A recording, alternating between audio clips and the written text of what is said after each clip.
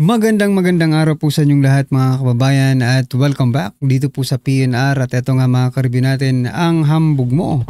Nako, delikado to Martin, may plano.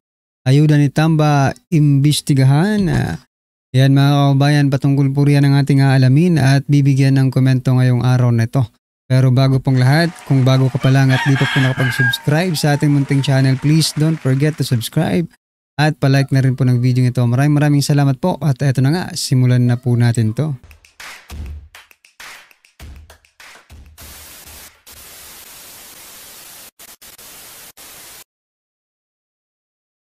So yan mga kababayan, bago po natin muling i-play ang video ito, bigyan po muna natin ng reaksyon ang mga nagtitrending na mga balita dito po sa mundo ng social media. At unahin nga po natin ito. Nako, mas lalong yumabang, mas lalong naging hambog itong si Vice Ganda matapos po niyang bastusin si former President Duterte. Sabi niya po dito sa kanyang post mga kababayan, ang dami kong nababasa na mga hurtful comments at messages. Again, sanay na ako dyan. Tsaka nyo na ako ibasya kung more than 500,000 sweldo nyo sa isang month, mga pabigat. Nako talaga. Yumabang, mas lalong lumaki po ang ulo ni Vice Ganda. Akala ko kasi mga kababayan, kapag ikaw ay nahaharap sa mga ganitong issue, parang magiging humble ka, di ba? Babalik ka kung saan ka nanggaling, di ba? Kung sino ka dati. Pero itong si Vice Ganda, mga kababayan, mukhang talagang matindi. 500,000 pala ang sweldo ni Vice Ganda. Ito lang po ang masasabi ko sa iyo, Vice Ganda, no? Hindi naman sukatan, okay? Hindi naman po sukatan ang sweldo, hindi naman po sukatan ang kinikita mo buwan-buwan para ikaw ay alisan ng karapatan na magkomento or mag-express ng inyong damdamin. Hindi naman po sukatan ang sweldo na 500,000 para ka po makapagpalabas ng iyong tinatawag na freedom of expression, free speech, di ba? Sana ay maisaksak mo yan sa kukote mo. Dahil ba ikaw ay kumikita ng milyon-milyon? Ganyan ka na. Tingnan natin. Tingnan po natin dahil may karma naman po ang lahat ng ito, no? Lahat naman po ng ginagawa ng tao ay mayroon po yung consequences mga kababayan. Okay? Eto nga sabi nga po nito ni, maging showbiz balita muna tayo. Saglit lang to mga kababayan kasi nanggigigil tayo dito kaya Vice Ganda. Okay? Ito naman po sabi dito ni Ann Curtis, isa po sa mga katrabaho ni Vice Ganda.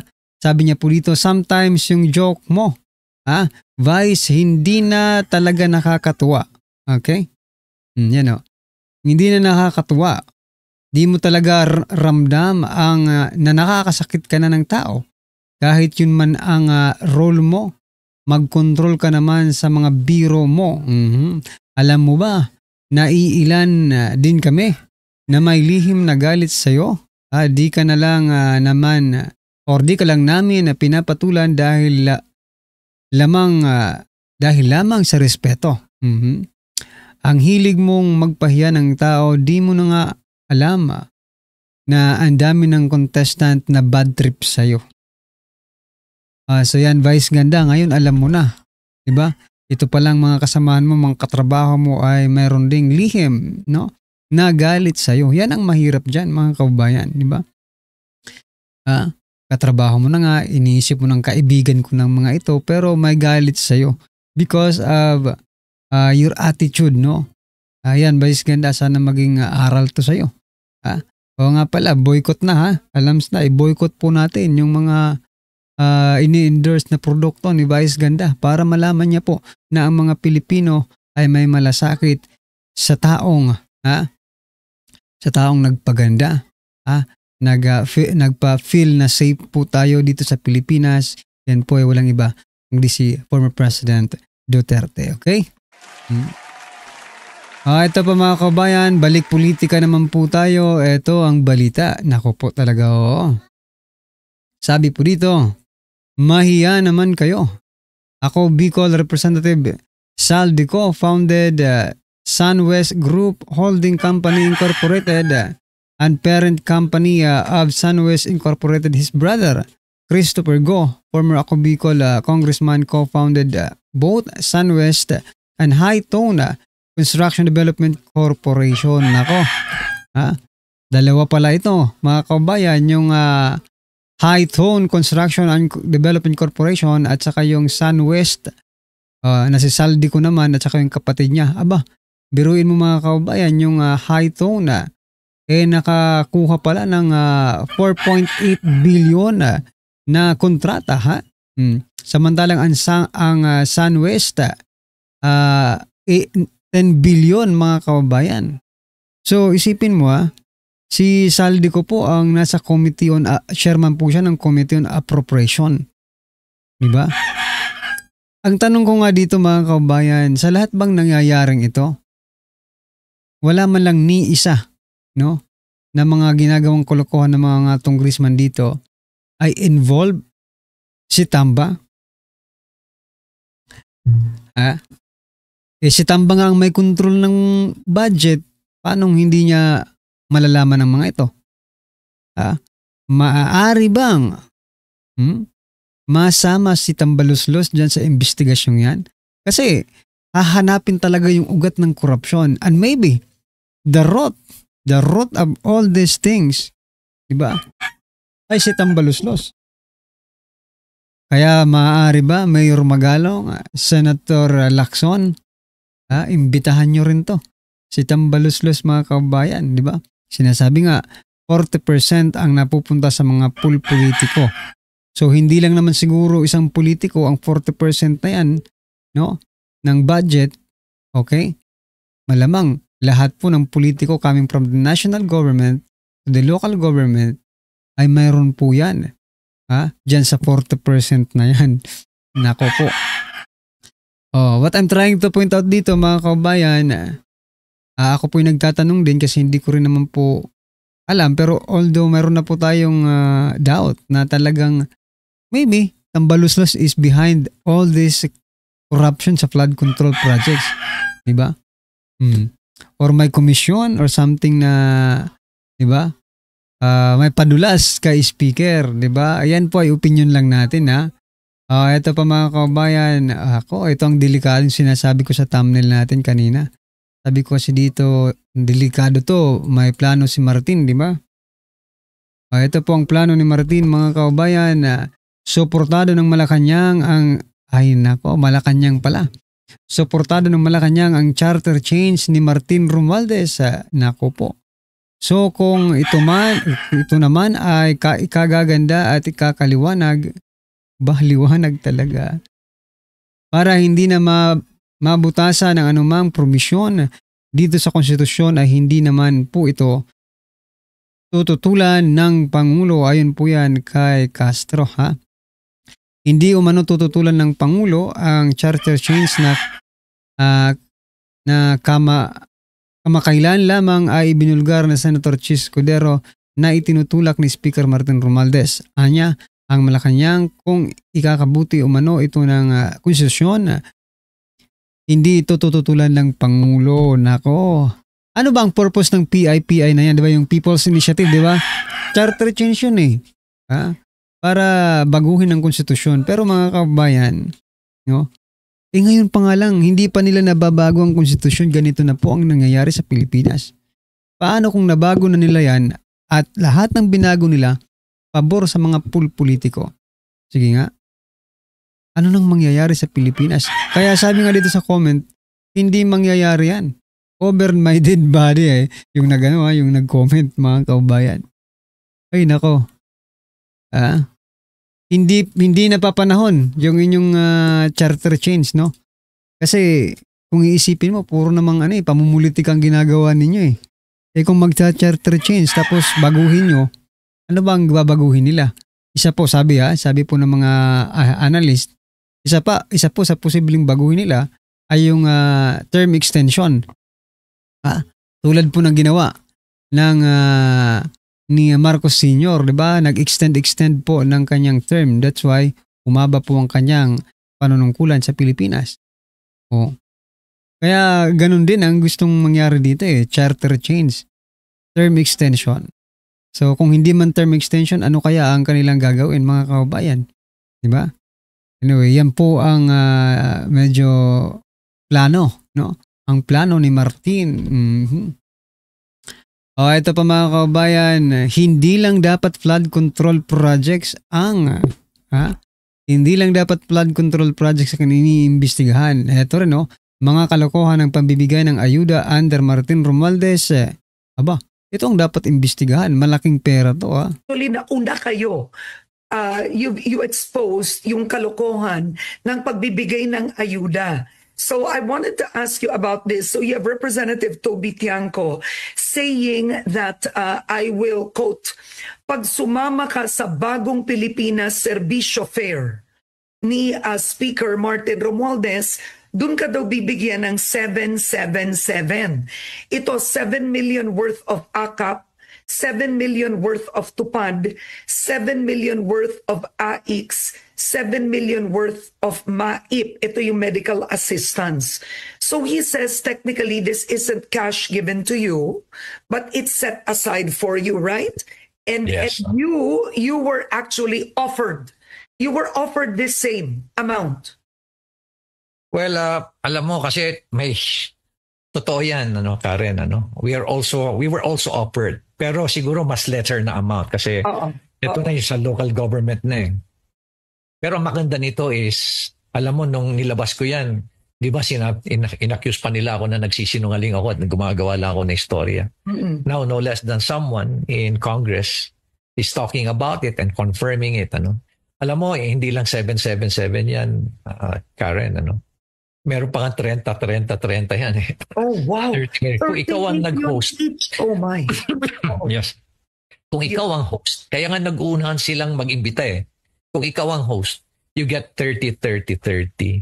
Kaya nga nahirapan yung mismo mga regional directors ng DOH, DOLE, at DSWD. Baka ang problema nila kasi is mag-ulit-ulit, redundancy. Sila na lang na beneficiary ang laging na nabibigyan. Kaya kailangan nag-usap sila. Kaya sabi nga ng isang regional director, sakit na ulo namin dyan sa 30 na yan. Sabi nila. Pero, alam mo ba na meron ng 777, meron pang 30. Alam mo ba na meron pang 999? Ano naman yung 999? Ano yun? Oo. Yung mga certain members of Congress na medyo may position sa kanilang mga organization, sa political party nila, they don't get 777, they get 999. Hinabi na sa akin yan isang beneficiary niyan. Siya na mismo nagsabi sa akin, Mayor, ako 999 Okay. Now, so, ang dami-dami nilang scheme, Oo, ang daming. Is this in violation? One of the budget process of the Supreme Court decision on PDAF? Yan ang tanong ko. Does this scheme violate the Constitution in any way? Well, it completely, I would say completely, absolutely, And it's something unbelievable na pwede na lang, sumama ka lang, tapos kung sumama ka lang, you get 777. So yan mga kababayan, kung ito po ay nag-violate sa ating Constitution, then what will be the next step, para po sila maparusahan? So, pwede bang dahil dito mapalitan na ang speaker natin? 'Di ba? Kasi pera ng taong bayan, hindi naman pera ng speaker yan mga kababayan. Nanilulustay nila sa pamimigay ng ayuda. Kaya nga sabi ko kanina, hindi lang flood control project dapat ang asikasuhin, kundi or imbestigahan, kundi pati ito ding pang-aayuda na ito. At sana i-audit po ng COA itong pamimigay nila ng ayuda. Kasi mga kababayan, hindi ba unfair sa mga Pilipino na yung ibang Pilipino, yung ibang taong bayan, yung ibang Pilipino ay nakakakuha ng doble-doble, triple-tripling ayuda, samantalang yung iba hindi man lang nakatikim ni isang ayuda. 'Di ba? Napaka-unfair naman po niyan. Lahat naman po tayo ay nagbabayad ng tax. So at galing po sa taong bayan ng perang yan at hindi po galing sa mga kung sino mang pulpolitiko dyan. Diba? So, imbestigahan rin itong ayuda na ito mga kababayan. Anyway, ano po ang inyong masasabi dyan? I-comment nyo na lang at eto. Pasadahan po natin ang video ito. Sabi po dito, lagot na, nasampulan na. Vice ganda na tamimi sa matinding pahayag ni BP Sara.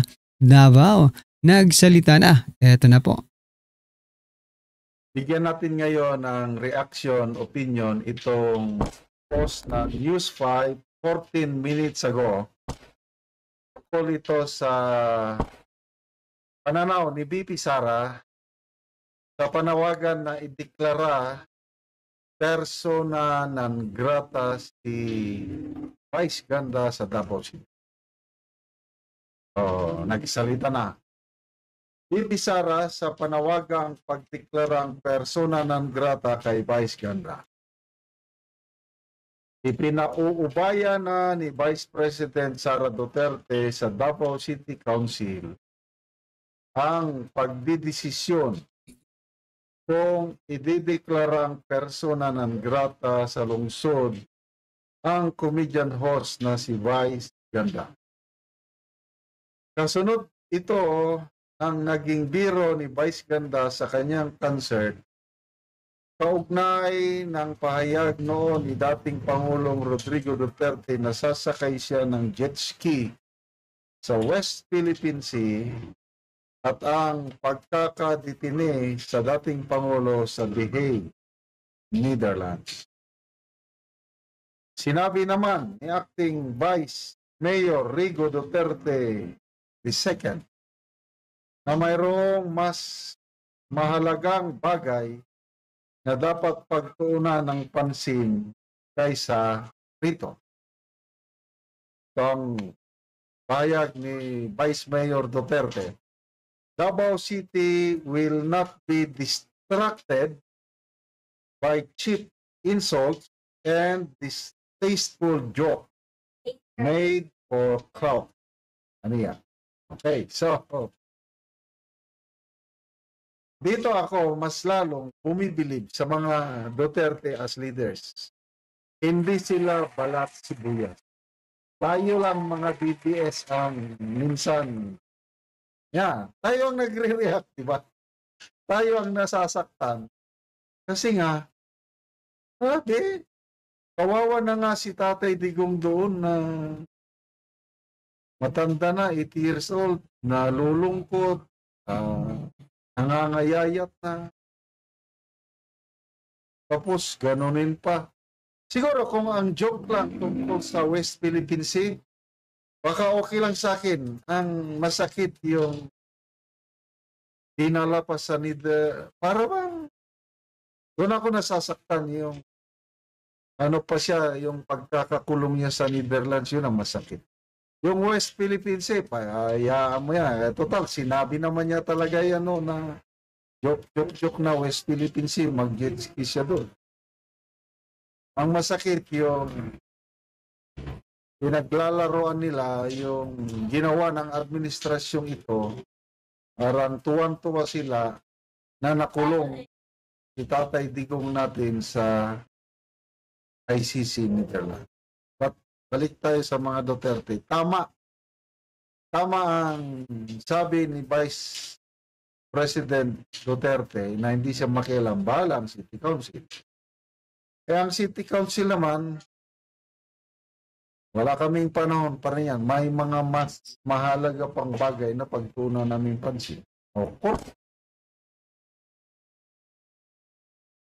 So yan mga kaubayan, ano po ang inyong reaksyon, opinion patungkol po sa video ito, i-comment nyo na lang po sa baba. Para at least alam po natin mga kaubayan ang inyong opinion. Maraming salamat po. Please don't forget to like the video. Maraming salamat po.